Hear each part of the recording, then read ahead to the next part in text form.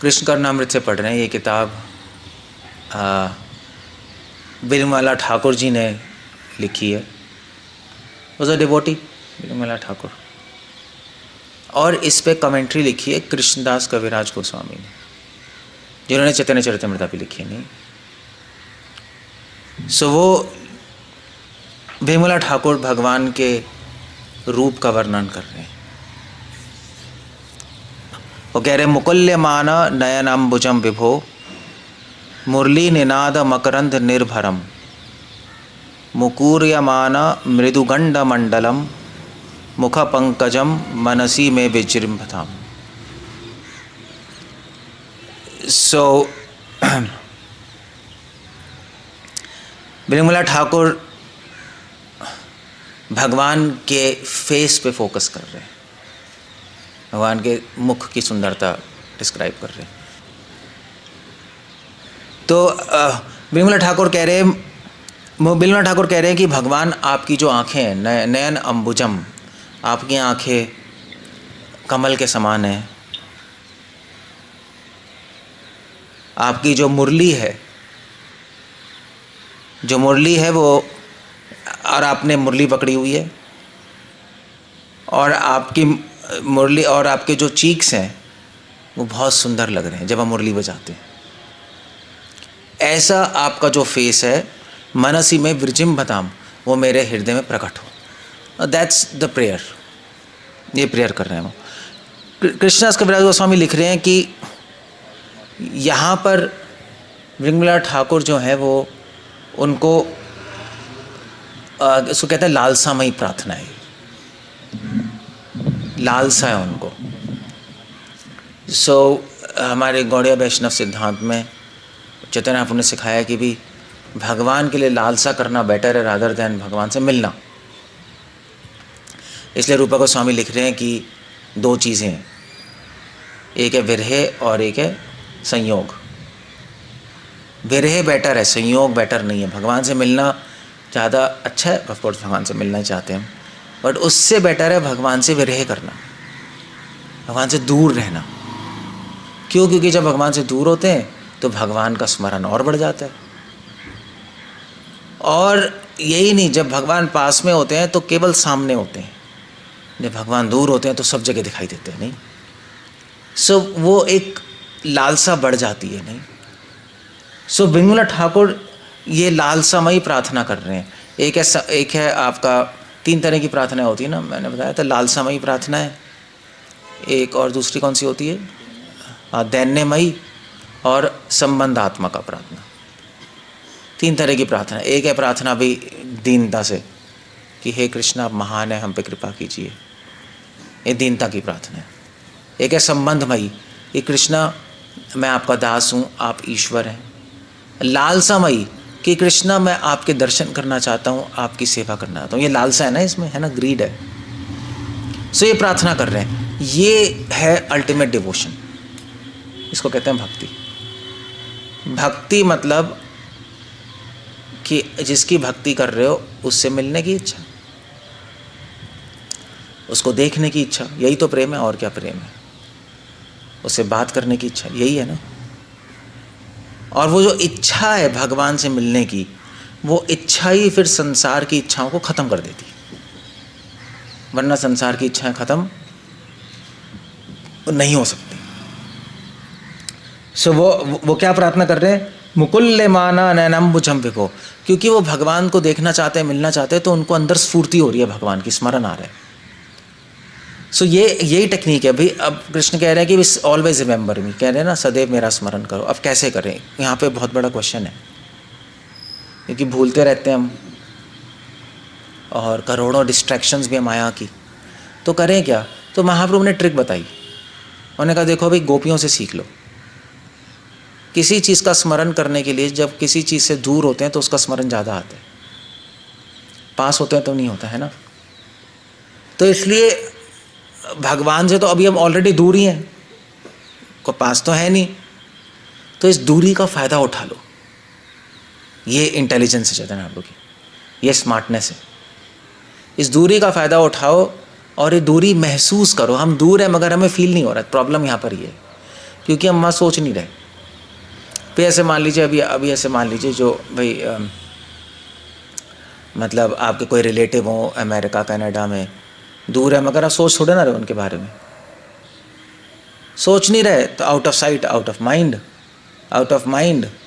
तो फिर उसके लिए कोई थोड़ा ना मतलब कुछ लालसा होगी कि मिलने जाऊँ, जब सोच ही नहीं रहा तो क्या मिलने की क्या होगा, कुछ नहीं होगा। तो ऐसा ही है, कृष्ण हमसे ऑलरेडी दूर हैं, तो अब हमें बस ये याद रखना है कि वो हमसे दूर है और उस दूरी को महसूस करना है। जैसे जैसे आप दूरी को महसूस फील करते जाओगे वैसे वैसे स्मरण होता जाएगा भगवान का। बस ये टेक्निक है और कुछ नहीं है। तो वो दूरी महसूस कैसे करें, आप कहो भाई कैसे करना है, शास्त्र पढ़ें, देखो पता लगेगा। देखो भैया हम कैसे यहाँ पे फंसे हुए हैं, यहाँ पृथ्वी भूमि लोक है, फिर स्वर्ग लोक है, फिर तपो जनस महर तपस सत्यलोक ब्रह्मा जी का, फिर ब्रह्मांड करोड़ों ब्रह्मांड है, फिर उसके पार बिरजा नदी है, फिर वैकुंठ लोक है, फिर साकेत धाम है, मथुरा है, द्वारका है, मथुरा है, फिर गोलोक है। कहाँ है बताओ, हम यहाँ बैठे। तो ये सब बार बार पढ़ने से हमें फील होने लगेगा कृष्णा से दूरी। और कृष्ण के रूप गुण लीला पढ़ें तो भैया भगवान वृंदावन में क्या करते हैं, ऐसे करते हैं, ऐसे करते हैं, ऐसे करते हैं, तो फिर आपको फील होने लगेंगी चीज़ें। जिस जब फील होने लगेंगी तो स्मरण आएगा। जैसे बिमला ठाकुर को आ रहे हैं, तो इनको क्या स्मरण आ रहा है, बैठे हुए हैं भगवान से विरह में रो रहे हैं, कृष्ण मैं क्या करूं, और क्या स्मरण कर रहे हैं, भगवान का फेस, मुकुल्यमान नयन अंबुजम विभो।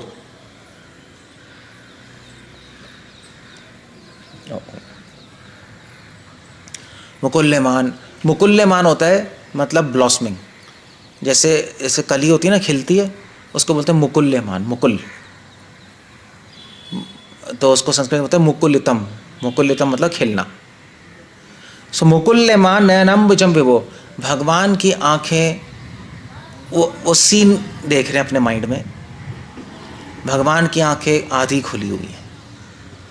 मुकुलितम मतलब होता है थोड़ा सा खुलना, पूरा नहीं। भगवान की आंखें आधी खुली हुई हैं। नयन अंबुजम, नयन मतलब आंखें, अंबुजम मतलब लोटस, भगवान की लोटस कमल रूपी आंखें थोड़ी सी खुली हुई है। तो थोड़ी सी खुलने का मतलब क्या है, पूरी खुली हो तो आप देख रहे हो किसी को, पूरी बंद है तो कुछ नहीं देख रहे, अंदर ही हो। थोड़ी सी खुली का मतलब क्या होता है, थोड़ी सी खुली का मतलब है कि वो ना बाहर देख रहे हैं ना अंदर देख रहे हैं, किसी के विचारों में खोए हुए है नहीं, या किसी के विचारों में खोए हो तो ऐसे ही बैठे रहते हो ना आप, ना आंखें बंद होती हैं ना पूरी खुली होती है, ना पूरे एक्टिव होते हो ना सो रहे होते हो, बस थोड़ी सी खुली हो। मतलब ना संसार में कोई इंटरेस्ट है ना कोई अंदर इंटरेस्ट है, कहीं और इंटरेस्ट चला गया। सो क्या इंटरेस्ट है, क्या सोच रहे हैं कृष्णा सोच रहे हैं राधा के बारे में, दैट्स द आइडिया। इसलिए कह रहे हैं मुकुल्यमान। एक्चुअली ना ये क्या है कि और भी चीज़ें मैंने है।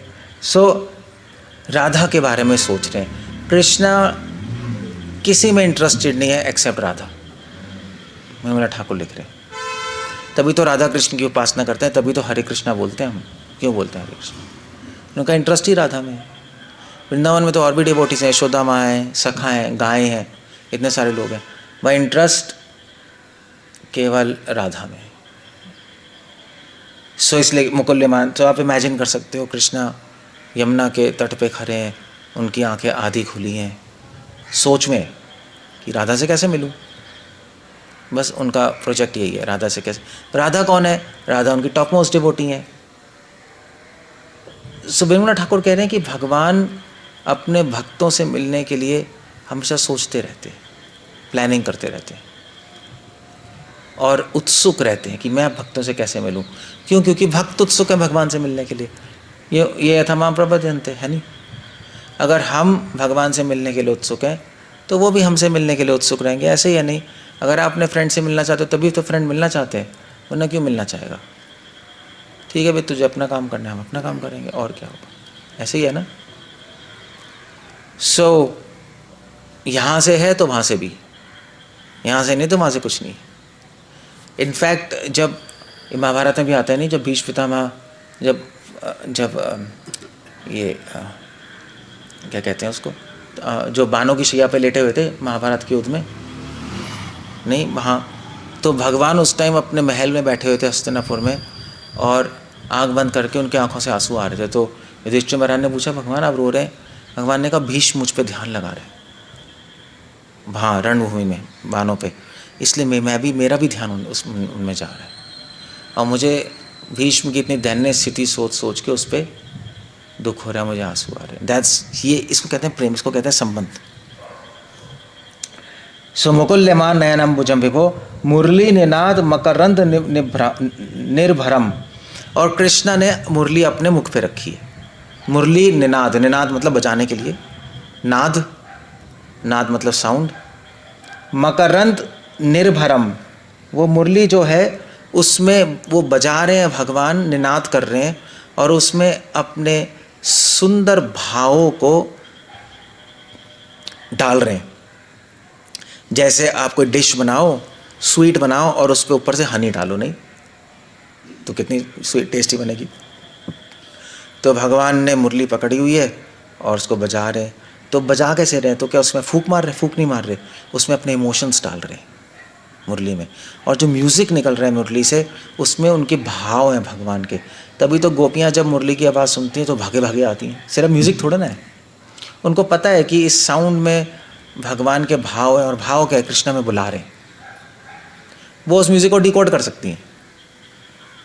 वैसे भी कोई भी म्यूज़िक है, अगर वो इमोशंस के साथ नहीं बजाओ तो बेकार लगता है। नहीं, म्यूज़िक मतलब इमोशंस, और क्या है। अगर आप सिर्फ मृदंग करताल बजाओगे, उसमें आपके भाव नहीं होंगे, तो वो डेड म्यूज़िक है, बेकार लगेगा। सो म्यूज़िक की जान ही होती है भाव से। म्यूज़िक की जान राग, लय, ताल और सुर में नहीं होती, भाव में होती है। इसलिए मुरली निनाद मकरंद निर्भरम, भगवान भर रहे हैं उसमें, अपने भाव डाल रहे हैं। सो इससे क्या पता लगता है? इससे पता लगता है कि कृष्णा सोच रहे हैं गोपियों के बारे में, राधा के बारे में, आधी खुली आँखें, और क्या सोच रहे हैं कि मैं कैसे मिलूं, और मिलने के लिए प्लानिंग कर रहे हैं। और प्लानिंग क्या की उन्होंने कि मैं मुरली बजाऊंगा और मुरली से उनको बुला लूँगा अपने पास। दैट्स द प्लानिंग भगवान की। सो जैसे हम यहाँ पे स्ट्रैटेजी बनाते हैं, भाई हमें भगवान से मिलना है, क्या करें? श्रवणम, कीर्तनम, स्मरणम, अपने आप को शुद्ध करो। इनफैक्ट अभी ऐसे हमें भक्ति में इतना टेस्ट आ नहीं रहा है, नहीं, हमें गुणगान करने में, चैंटिंग में टेस्ट नहीं आ रहा। क्यों नहीं आ रहा? क्योंकि हमारे भाव कहीं और जा रहे हैं।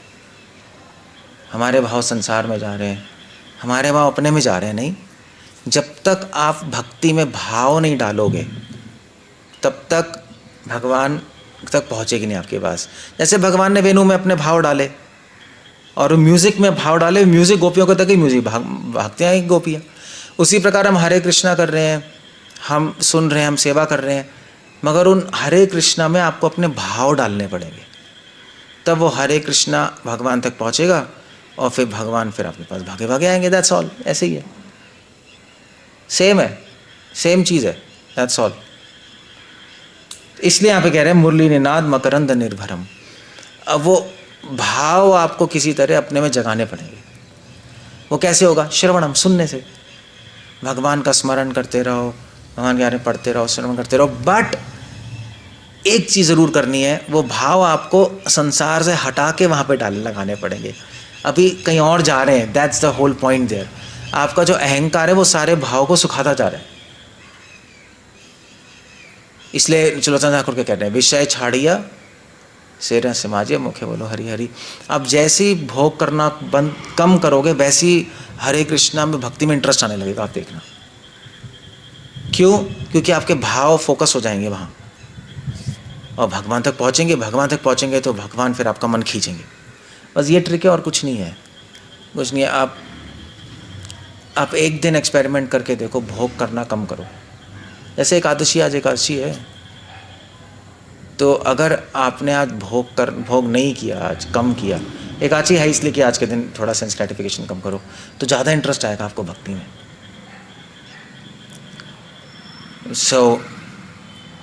इसलिए सारे के सारे ट्रेडिशन, सारे भगवान बार बार कह रहे हैं अहंकार हटाओ, अहंकार हटाओ, अहंकार हटाओ। अपने भाव को कहीं और जाने मत दो, अपने भाव को पकड़ के मेरे नाम और मेरी लीलाओं में डालो, तब अपने आप आगे बढ़ोगे तुम। सो मुरलीनाथ मकरंद निर्भरम, दैट्स आइडिया। मुकुरयमान मृदुगंड मंडलम। और भगवान जब मुरली बजा रहे हैं तो भगवान के चीक्स जो हैं वो हिल रहे हैं। मुकुरयमान मृदुगंड कंडलम, गंडा मतलब चीक्स, मंडलम मतलब पूरा चीक। वो मुकुर्यमान मतलब हिल रहे हैं, मुरली बजा के हिलते हैं ना, हिलेंगे। तो भगवान एक्चुअली यहाँ पे लिख रहे हैं कि जो भगवान के चीक्स हैं मुकुर्यमाना, बिल्कुल भगवान के चीक्स में आप अपनी शक्ल देख सकते हो, इतने शाइनिंग है, मिरर की तरह। मुकुर्य मतलब एक मिरर की तरह। इसलिए ऐसे कहा, रूपा गोस्वामी लिख रहे हैं, जब राधा रानी कृष्ण से मिलने आती हैं तो वो उनको ऐसे अपनी शक्ल भगवान के चीक्स में दिखाई देती है। मिरर है ना, बिल्कुल शाइनिंग, ब्लू डायमंड की तरह, तो उनको दिखाई देती है। तो ऑफ कोर्स सिर्फ एक छवि दिखाई देगी अपनी, नहीं तो राधा रानी बहुत गुस्सा आते हैं कि आप किसी और लड़की से प्रेम करते हो, क्योंकि वो तो आपके अंदर दिखाई दे रही है, वो पहचान नहीं पाती कि खुद ही है। एंड देन जो गुस्सा होकर मान लीला करती हैं। That's how it goes. So भगवान के चीक्स पे भगवान के कुंडल रिफ्लेक्ट होते हैं, भगवान की मुरली भी रिफ्लेक्ट होगी। सो बिमला ठाकुर भगवान के चीक्स पे मेडिटेट कर रहे हैं और कह रहे हैं कि भगवान के जो सुंदर चीक्स हैं वो हमें इस जन्म मृत्यु से बाहर निकाले। Now that's the point, you see. ये मतलब वो जन्म मृत्यु से बाहर निकलने के लिए भगवान की सुंदरता का सहारा ले रहे हैं। ज्ञानी लोग जन्म मृत्यु से बाहर निकलने के लिए ज्ञान का सहारा लेते हैं, ध्यानी लोग जन्म मृत्यु से निकलने के लिए ध्यान का सहारा लेते हैं, मेडिटेशन। जो धार्मिक लोग हैं धर्म का सहारा लेते हैं। भक्त किसका सहारा लेते हैं? भगवान के सुंदर रूप का। तो जैसे जैसे आप भगवान के सुंदर रूप में मेडिटेट करोगे, अब ये है ही, आप पढ़ सकते हो, इसे मेडिटेट कर सकते हो। और जैसे जैसे मेडिटेट करोगे और इसके अंदर अपने भाव डालोगे, संसार से निकाल के वहाँ मत जाने दो। संसार तो भाव पे खींचेगा, वो तो आपको इधर उधर आपका इंटरेस्ट जाएगा संसार में, प्रैक्टिकल कंसर्न से जाएगा या ऐसे ही जाएगा। आदमी को एडिक्शन भी होती है नहीं काम करने की, तो वहाँ पे भाव चले आते हैं। या आदमी कहते हैं नहीं यार कुछ तो करना पड़ेगा, संसार ऐसा है, ये है, वो 10 चीज़ें हैं, तो हमारा माइंड डाइवर्ट होता है, अटेंशन डाइवर्ट होती है। इसीलिए क्या था वो क्या एक संत हैं, तो उन्होंने बोला कि भाई देखो वो क्या, जैसे महाराष्ट्र में तुकाराम नहीं थे, तुकाराम पता है ना क्या करते थे? वो कुछ नहीं, बस भजन करते रहते थे। उनके फैमिली वाले, उनके बच्चे, उनके वाइफ बड़े परेशान थे उनसे, यार कि ये तो भजन ही करते रहते।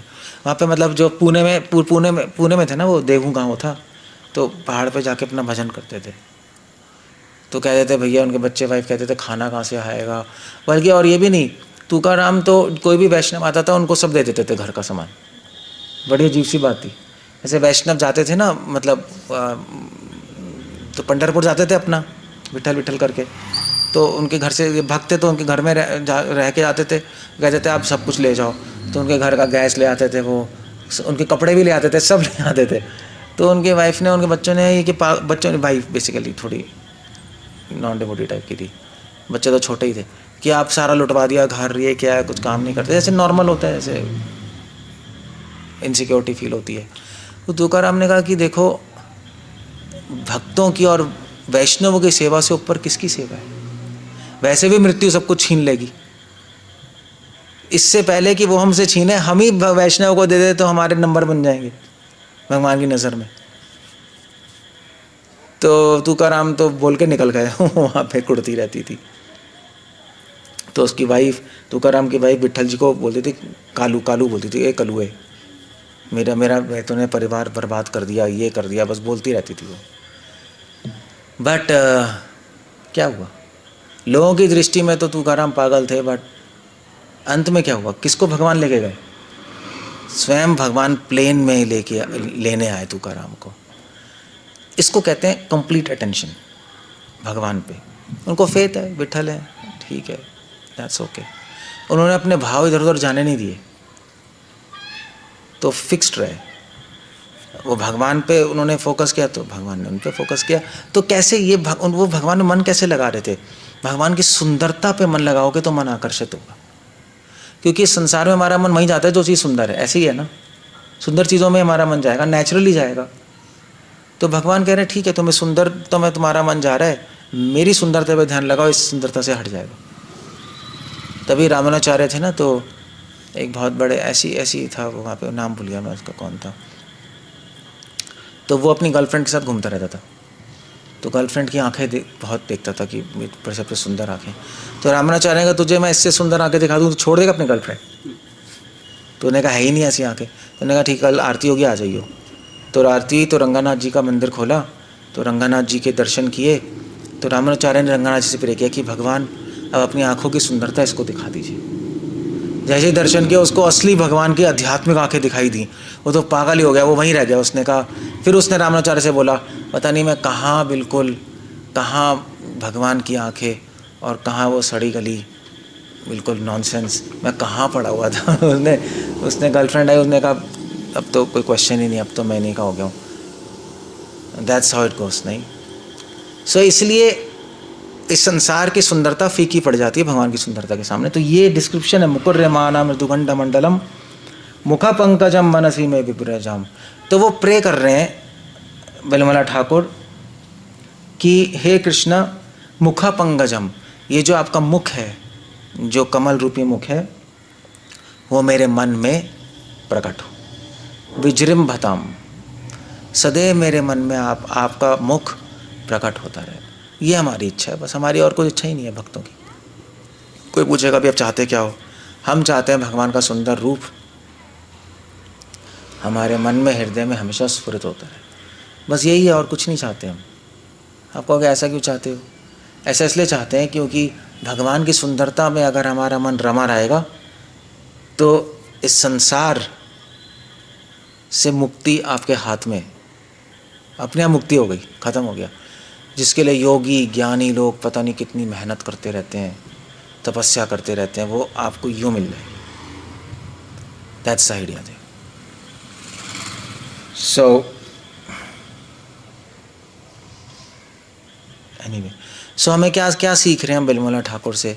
हम ये सीख रहे हैं कि हमें किसी तरह भगवान को प्राप्त करने की इच्छा लानी है। सम ये ना कहना आप ये प्रकार है ना, किसी भी तरह आपका मन भगवान को प्राप्त करने के लिए ललायित होना चाहिए, सम और अदर, तभी संसार से हटेगा, वरना कोई तरीका नहीं है हटाने का यहाँ से।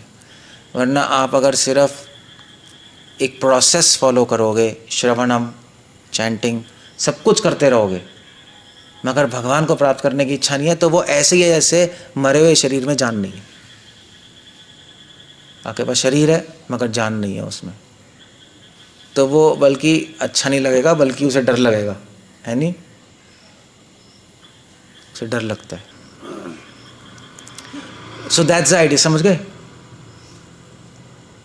तो अब ये आइडिया है कि हम लोग मतलब समझ लो इट्स अ लाइफलेस बॉडी। इसलिए कृष्णा कह रहे हैं कि किसी तरह तुम प्रोसेस फॉलो करो, साधु संग लो। मैं करना क्या है हमें? हम हरे कृष्णा क्यों कर रहे हैं? हम आरती क्यों कर रहे हैं? हम सुन क्यों रहे हैं? कि इससे इच्छा आ जाए, बस, और कुछ नहीं है। और इच्छा क्या करती है? भगवान को जब प्राप्त करने की इच्छा आती है तो उससे दुख होता है ना, क्योंकि भगवान है तो नहीं, मिस करते हैं। और जो दुख है, वो दुख क्या करता है? वो दुख इस हृदय में छेद कर देता है, उससे कहीं घाव पड़ जाते हैं। दुख से घाव नहीं पड़ते, घाव पड़ जाते हैं। और उस घाव में जब भगवान के भगवान का प्रकाश अंदर जाता है तो सारी गंदगी धुल जाती है। यही तरीका, और कोई तरीका ही नहीं है। भक्ति का तरीका ही है। तो आपकी चैंटिंग भी होती रहेगी, आपका प्रोसेस आरती भी चलती रहेगी, सब होगा, वरना नींद आएगी, वरना थकोगे, आप थक जाओगे करते करते, क्योंकि इंटरेस्ट नहीं आ रहा। क्योंकि उनको प्राप्त करने की इच्छा ही नहीं है, तो फिर इंटरेस्ट कैसे आएगा? आएगा ही नहीं, दैट्स ऑल, काम खत्म हो गया। बस ऐसे ही है। ओके, कुछ पूछना है, कुछ कहना है? अदरवाइज अल्लाह रब देगा। इच्छा आती है बैलून की तरह, इच्छा आती है, बहुत शॉर्ट लिव होती है। यहाँ वैष्णव के संग के दौरान हाँ इच्छा आती है फिर चली जाती है, बस ऐसे ही है। कभी आगे तो उसको बढ़ाना है, उसको जैसे चिंगारी हो तो उसको आँख करोगे तो बढ़ेगी ना। वो आती है चाहती है इसलिए क्योंकि आती है, मगर हम ध्यान नहीं देते, उसको बढ़ाते नहीं और इधर उधर फिर सोचना शुरू कर देते हैं। बस तभी तो भगवान कृष्ण कह रहे हैं कि भोग करना बंद करो, बंद करो, बंद करो, अपने अहंकार की पुष्टि बंद करो, डरना बंद करो, वरना इस रास्ते पे बहुत स्लो प्रोग्रेस हो जाएगी। बस यही। और वैसे भी अगर हम डरते रहेंगे, मतलब एज अ गृहस्थ तो लोगों को डर लगता ही है, एज अ ब्रह्मचारी तो चलो आप सोचते हो कि हमें क्या डरना, क्योंकि हमारे तो आगे पीछे कुछ नहीं है, मगर ऐसा नहीं होता। जिसको डरना है डरना है, जिसको नहीं डरना नहीं डरना। क्योंकि लोग जो फुल टाइम डिवोटी भी हैं, ब्रह्मचारी हैं, वो भी डरते रहते हैं। अब वो तो और डरेंगे, भाई हमारी ना सिक्योरिटी है, ना पैसे हैं, ना घर वाले हैं, आगे कुछ हो गया तो क्या होगा, नहीं, तो वो भी डरते रहते हैं। जो गृहस्थ हैं वो तो डरते ही हैं, हमारा जॉब, हमारे पैसे, हमारा ये, हमारा वो। अब इस चीज़ से आपको किसी जीवन में निकलना पड़ेगा, चाहे जीवन में चाहे अगले जीवन में, क्योंकि अगर इस चीज़ से नहीं निकलोगे तो भक्ति के रास्ते पर एडवांसमेंट बहुत ही स्लो रहेगी, आगे नहीं बढ़ सकते आप। अब आप कहोगे भाई ठीक है हम लोग, अब क्या मतलब, ऐसे तो प्रैक्टिकल चीज़ें भी हैं, आगे क्या होगा वो तो है ना, आगे क्या होगा, मतलब सोचना तो पड़ेगा आगे क्या होगा, और घर का क्या होगा, पैसे का क्या होगा, खाना कहाँ से मिलेगा। बट कृष्णा कह रहे हैं कि मुझ पे विश्वास रखो, सब हो जाएगा। मगर वैसे नहीं होगा जैसे तुम सोचते हो, वैसे होगा जैसे मेरा प्लान है, और होगा। अब यह है कि तुम तैयार हो मैजिक के लिए तो बताओ, अगर मैजिक के लिए तैयार नहीं हो तो फिर ऐसे ही चलते रहो, रगड़ते रहो लाइफ में, और क्या। फिर तो किस्मत से चलोगे तुम, किस्मत में जो है वो मिलता रहेगा, रोते रहो, चलते रहो, ऐसे ही है बस, और कुछ नहीं। हमारा माइंड डिस्ट्रैक्ट हो रहा है, इधर उधर डिस्ट्रैक्ट हो रहा है। अब ऐसा ये भी थोड़ा ना कि हम लोग फुल टाइम है तो हम कर सकते हैं, गृहस्थ नहीं कर सकते, यही कहते हैं ना लोग, मगर ये गलत है। क्योंकि फुल टाइम लाइफ में भी 10 चीज़ें होती हैं, एक चीज़ थोड़ी ना होती है। मैनेजमेंट है, लोग हैं, 10 चीज़ें हैं, और इतने सारे लोग हैं। फैमिली में तो चलो 4 हैं, यहाँ तो कितने सारे लोग हैं। सो बात घूम के वहीं आती है, सब माइंड का खेल है और आपकी श्रद्धा है, उसी से लोग आगे बढ़ते हैं।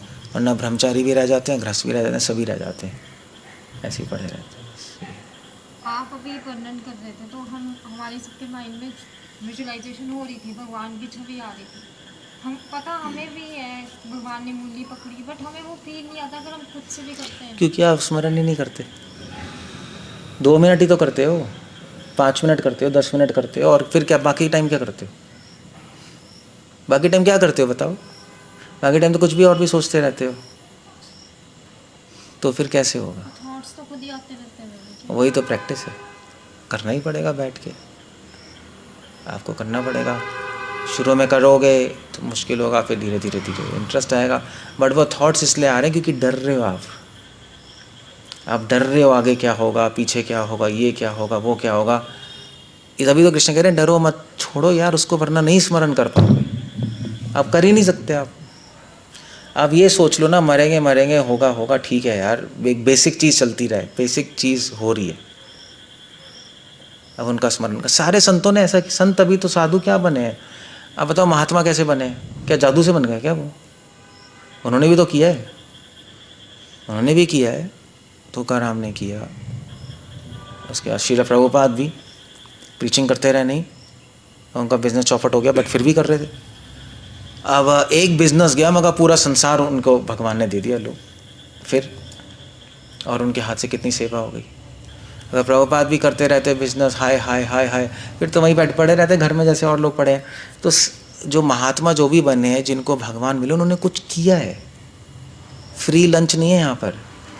कि अब बिना कुछ किए आपको सब मिल जाएगा, ऐसा कभी नहीं होता। हमने भी घर छोड़ा है, कोई आसान थोड़े ना है घर छोड़ना। मतलब क्या ऐसी छूट जाते हैं घर? हम भी छोड़ के गए, हाँ, पत्थर रख कर कि भैया क्या है, मतलब डर तो लगता ही है, घर है, ये है, 10 है चीज़ें हैं, बट चलो यार कृष्णा कह रहे हैं कर लो। तो मैं नहीं कह रहा कि घर छोड़ दो, बट मैं कह रहा हूँ कि ज़्यादा चिंता मत करो, आगे क्या होगा, आगे हो सकता है जिंदा ही ना रहो। अब देखना लाइफ, अभी आपको पता नहीं है लाइफ क्या है। मैं तो बहुत लोगों से मिलता हूँ, आदमी ऐसे ख़त्म होता है पता भी नहीं लगता। हमारे एक डिवोटी थे, वो पता नहीं तो वो क्या तो उनका बच्चा फुल टाइम बनने वाला था, तो उन्होंने कहा नहीं नहीं अभी फुल टाइम नहीं बनेगा, बिज़नेस है वो कर ले ये वो। तो वो उसको भी ले गए बच्चे को अपने साथ, और 2-3 साल उनका एक्सीडेंट हो गया, मर गए, ख़त्म। क्या प्लानिंग हुई? इंसान प्लानिंग करता है मगर सब धरी की धरी रह जाती है।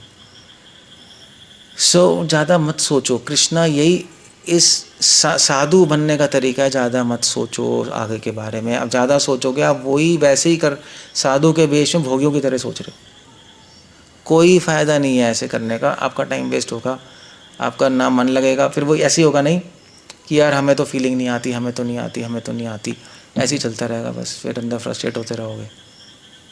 ऐसे चलना तो ऐसे चल लो, बट मज़ा नहीं आएगा कृष्णा कॉन्शियस में, ये है बस, ऐसे चलता रहेगा। सो ठीक है, आप 100% नहीं कर सकते, 1-2%, 5% तो डायरेक्शन में तो करना शुरू करो ना, कुछ तो करो। वही लाइफ चलती रहे उसका कोई फ़ायदा नहीं है, कोई फ़ायदा नहीं है उसका। आप मतलब ना यहाँ का हो रहा है ना वहाँ का हो रहा है, कुछ हो ही नहीं, मतलब एक अर्ज अटक गए हो, है नहीं।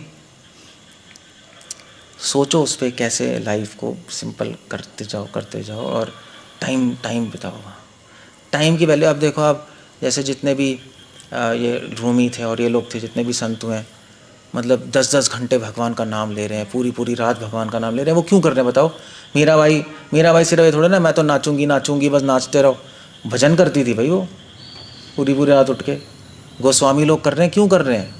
टाइम स्पेंड कर रहे हैं, उनको पता है टाइम की वैल्यू, जितना टाइम दोगे उतना उसमें एक्सपर्ट बनोगे फील्ड में, और क्या होगा। अब वो आपको निकालना पड़ेगा। मगर तो यही है ना, ऐसे आप नहीं, कांग्रीगेशन ही पूछता है, मुझे भी कौन पूछ रहा था कि प्रभु जी हमें तो फीलिंग नहीं आती, हम कोशिश करते हैं मगर हो नहीं रहा। आप कर क्या रहे हो ये बताओ ना, कितना कर रहे हो, दैट्स द पॉइंट। कितना यहाँ कर रहे हो, कितना वहाँ कर रहे हो, वो देखो। सो अपना बैलेंस करो, टाइम ज़्यादा दो यहाँ पर, हो जाएगा। और क्या है, जैसे आज एकादशी है, आप लोग छुट्टी ले सकते थे, मुझे नहीं पता, बट छुट्टी ले सकते नहीं ले सकते, मुझे नहीं पता, ले सकते हो नहीं ले सकते हो। आगे चलो पहले छुट्टी है, बट एक अच्छी मान लीजिए वीकडे पे आई तो छुट्टी लेते हो आप लोग? हर बार कई बार ले भी लेते हैं। हाँ, कई बार तुम हर बार ले सकते हो, पे कट जाएगी और क्या होगा, या पेट में दर्द हो गया। बट अब वो एकादशी आप टाइम स्पेंड करोगे, पूरे दिन चैंटिंग करोगे तो होगा। अगर आप ऐसे ही घूमते रहोगे तो फिर एकादशी तो आके चली जाएगी, मगर एकादशी का बेनिफिट नहीं हुआ आपको, क्योंकि आपने सिर्फ कूटू बना के खा लिया, कुछ खा लिया, बाकी काम तो वही चल रहा है। एकादशी का मतलब है टाइम। अब आप इस्लाम में जाओ, इस्लाम में जो हर फ्राइडे होता है छुट्टी होती है, नहीं वो बंद कर देते हैं काम अपना, वहाँ तो चलो गवर्नमेंट की तरफ से ही है। ज्यू रिलीजन में भी 15 दिन, हर 15 दिन में उनको सैबत होता है, उस दिन छुट्टी होती है, वो काम नहीं, कोई काम नहीं करता वहाँ, ना ट्रैवलिंग करते हैं वो। आइडिया ये है पूरे दिन भजन करना। अब आप लोग क्या करते हो, अब आप लोग मतलब कांग्रीगेशन पूरे इस्कॉन में या कहीं भी, भैया बस कूटू का सुबह शाम बना लिया, फल खा लिया, मगर टाइम वही वेस्ट हो गया सारा आपका। तो फिर अब 15 दिन में भी एक दिन नहीं निकालोगे तो क्या होगा बताओ? फिर तो क्या, आप हमसे बोलते रहोगे, हम आपसे बोलते रहेंगे, और ऐसे ही चलता रहेगा। एडवांसमेंट तो होगी नहीं, जो करेगा उसको मिलेगा, जो नहीं करेगा वो बैठा रहेगा। मैंने राजपुरा में भी एक कांग्रीगेशन को बोला था, भाई हर तू एक अच्छी छुट्टी ले रहे, तो कहती है माता जी, कहती मैं ले सकती हूँ, स्कूल में टीचर है, तो मैं लेती क्यों नहीं? कहती कि सोचा नहीं। अब तो सोचा गया नहीं, झक है, 15 साल से डिवोटी है, सोचा नहीं, इसका मतलब कि भक्ति नहीं करना चाहते, फुल स्टॉप। बस बोल रहे हैं, बोल कुछ रहे हैं, एक्शंस कुछ और दिखा रहे हैं। सो फिर क्या कृष्ण को क्या चकमा दोगे बताओ? इसलिए नहीं हो रहा, और कुछ नहीं। टाइम स्पेंड करो, टाइम स्पेंड करो। बस ऐसे ही है, बस दैट्स ऑल। ओके, ख़त्म करते हैं। हरे कृष्णा। श्रील प्रभुपाद की जय।